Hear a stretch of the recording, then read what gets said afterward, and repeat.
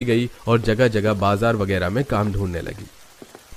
एक बार सोच लो लाला, जरूरतमंद हूँ, काम की जरूरत है, कुछ हो मेरे बस का तो दे दो। अरे नहीं बिटिया, नहीं है, होता तो जरूर देता। अच्छा शुक्रिया लाला, अपना कीमती वक्त देने को। चलती हूँ।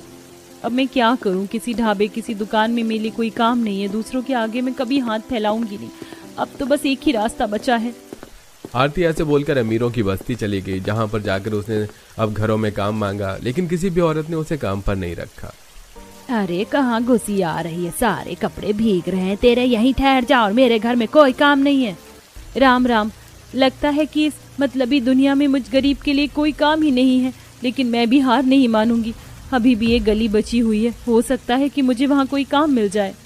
आरती नेक उम्मीद के साथ आगे बढ़ी, जहां उसे कई घरों से तो निराशा ही मिली, लेकिन अंत में एक भली औरत ने उसे काम पर रख लिया। ठीक है, मुझे लगता है कि तुम सच में जरूरतमंद हो, इसीलिए मैं तुम्हें काम पर रख लेती हूँ। वैसे मुझे जरूरत तो नहीं है किसी भी काम वाली की, लेकिन अगर कोई औरत बारिश में खुद को भीगते हुए भी काम ढूंढ रही है तो यकीनन वो बहुत ही ज्यादा मजबूर है। ठीक है आरती, कल से तुम मेरे घर पर काम पर आ जाना।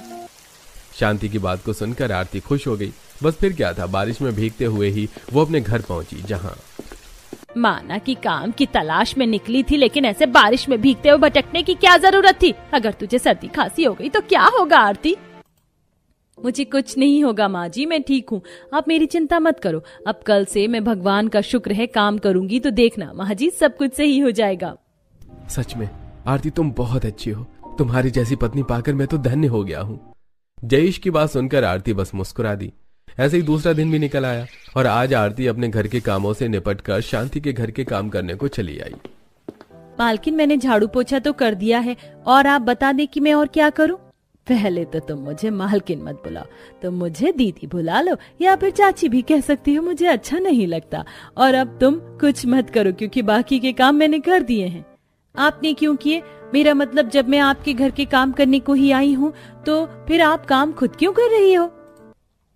क्योंकि मैंने तुम्हें बताया तो था कि मैंने तुम्हें तुम्हारी जरूरत पर रखा है, ना कि अपनी जरूरत पर। अच्छा, अगर कुछ करना ही है तो बारिश का मौसम हो रहा है, कुछ अच्छा सा अपने हाथों से बनाकर खिला दो जो इस मौसम का मजा दिला दे।